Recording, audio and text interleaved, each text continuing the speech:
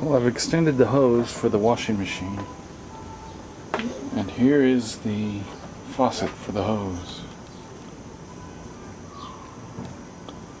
Just turning on the water which drains from the bottom of my tank.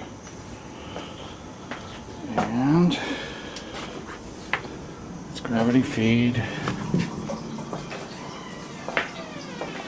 One side here where it snakes around and up into the washing machine. No water coming out yet, so I'm going to have to get the siphon effect started. Hence this little bucket here. Bring it back up. Now we're going to let it fill up solar heated water.